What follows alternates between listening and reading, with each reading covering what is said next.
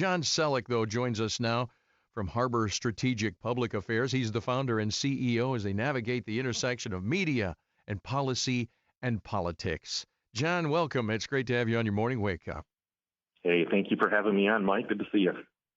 Yeah, well, so as we get, what are we, less than 2 months, not even that, away from Election Day? It comes down to money, it seems like. As much as we would like to think money doesn't matter, we all know that it does. And more, it seems our elections are determined by who's got the bigger pockets. And these days, the Democrats have bigger pockets. Am I right on this, or am I off? It just seems this way. Yeah, it does seem to be that way this cycle. And there's probably a bazillion different reasons for it at the congressional level. We see like Alyssa Slacken here in Lansing and Haley Stevens to the east of us over in Oakland County.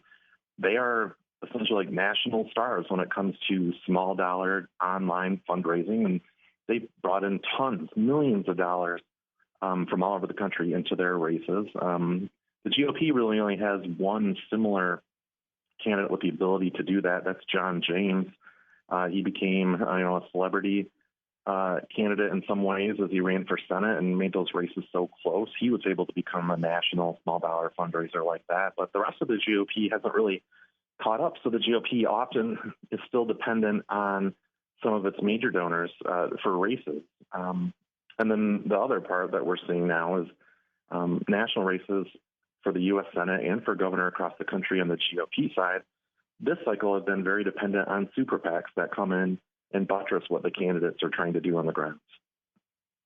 So maybe you just answered this and I didn't catch it, but why? Why are the Democrats doing so much better at fundraising? Has it always been that way? There's always been a split on fundraising where Republicans were better at major dollar fundraisers. So that means getting very large contributions from wealthier pro-business type communities. And the Democrats have a different demographic as far as being more attuned to the small dollar fundraising. But one thing that the Democrats have done consistently is have a leg up on the Republicans when it comes to technology. They've just been a step ahead for the last 10 years on Republicans, and they remain that way. The GOP is still chasing the Democrats on online fundraising. They've just turned it into a science on the Dem side. They've even convinced tons of people to just check a box and let $5 a month or $10 a month automatically go from their credit card to their favorite candidate. And they've done a better job of explaining to people in other states why they should support like Alyssa Slacken in Michigan, why it was important for Democrats to elect a female to Congress in Michigan when they're living in Idaho or California. They've just done a better job at that thus far. And then, there's just the overall human nature that people want to be investing in what they think is a winner. And for the last several months, the GOP in a lot of statewide races, not just in Michigan, has struggled in the polls. And so naturally, when it looks like someone's going to win, the money seems to flow with them, and it looks like they're struggling when they need the money the most. It doesn't come. Yeah. We're talking with John Sellek, founder, CEO at Harbor Strategic Public Affairs, talking about campaign funding and that. We hear this name George Soros a lot. How much does a guy like a Soros play into this? Well, he clearly has been a major contributor and influencer in the Democratic Party. And both sides really do have these significant donors. Steve Wynn and others on the Republican side have invested tons of money. And where that really comes into play, Mike, has been more at the super PAC level because the contributions that can go into these accounts are virtually unlimited.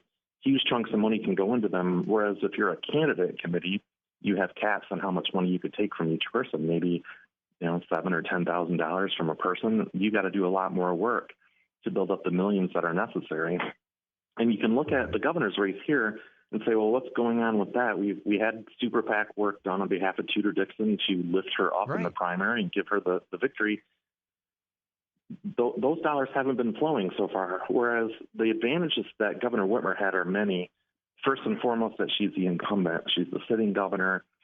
People want to show that they're backing her for whatever reason, whether they personally support her or they're looking for some kind of policy objective that she might do for them. Secondly, her team clearly was prepared a long time ago to be raising the kind of money that they had. They're setting all kinds of records from their side, and they're raising that money with those individual caps. Then they're still raising more money. We haven't seen anybody have this much money in their gubernatorial account in Michigan since Dick DeVos, and he wrote those checks himself. So what the governor has done on fundraising has been historical in nature.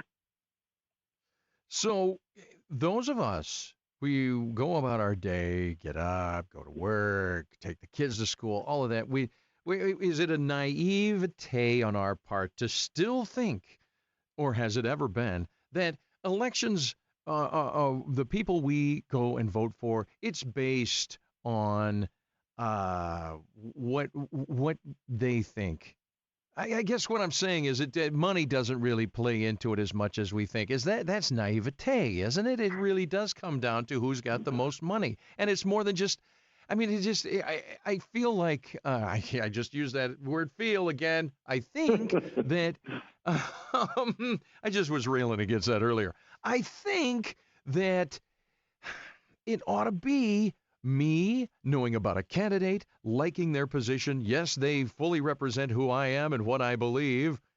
Not that I'm just led like a fish in the water. Just, hook me with your advertising. Hook me with your advertising.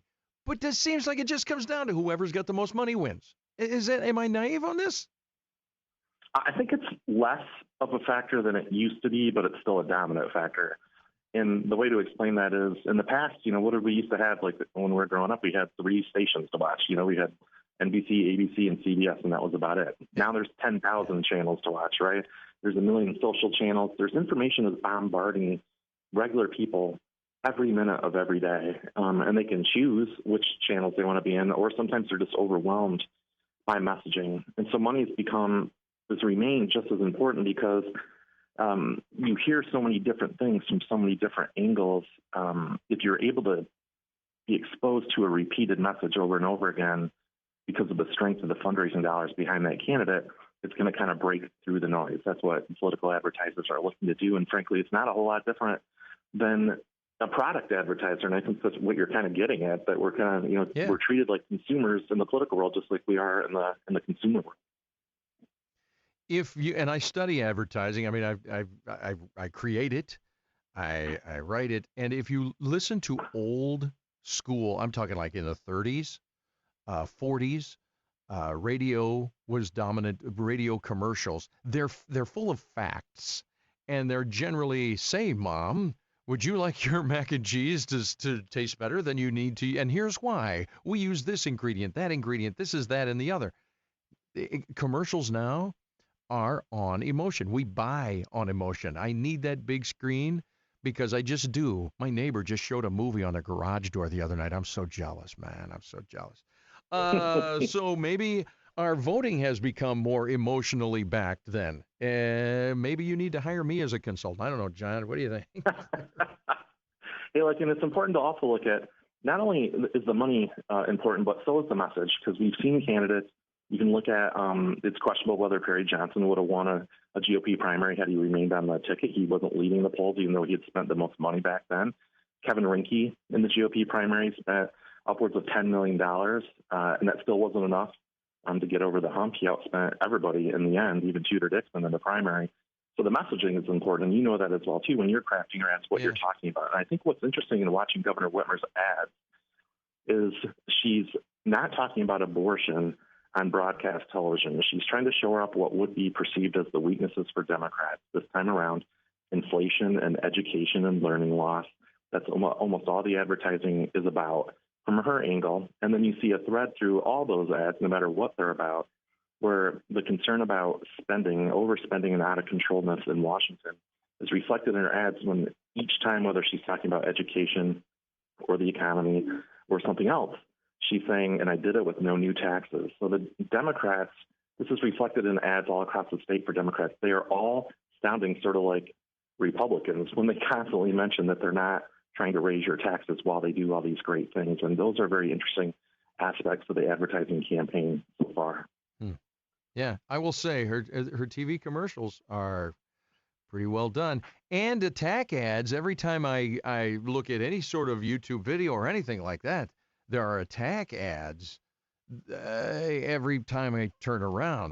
Those are a big deal. John Sellek from Harbor Strategic Public Affairs, founder and CEO there as we look ahead. Well, we're just coming up on it, and then we'll be looking backwards at the analyzation of the election, but people are going to have to make their minds up. I think everybody pretty much has. Undecideds are what percentage right now, do you think? A very small amount, in the single digits. And, that is reflective of society as a whole. It's pretty polarized overall. The Republicans and the Democrats kind of know who they are. And frankly, when we look deeper into the numbers, even on independents, they're calling themselves independents because they're frustrated with the labels, but they really lean one way or the other. So undecided, independents, that zone is really pretty small overall. And I think that's where there's some hope for the Dixon campaign, simply because her name ID is still only about 80%, and it should be closer to 95 to 100 at this point in the campaign. She's got room to grow, and we've definitely seen an uptick in her activity out on the campaign trail. And I'll suspect then we're going to start to see more of her on the radio and on the TV airwaves. All right. John Sellek, we got to go. I appreciate your input. We'll touch base again before election time, I think. Thanks a lot, John, for being on your morning wake-up. Sure thing. Thank you, Mike. All right. Take care, bud. 1320 WILS.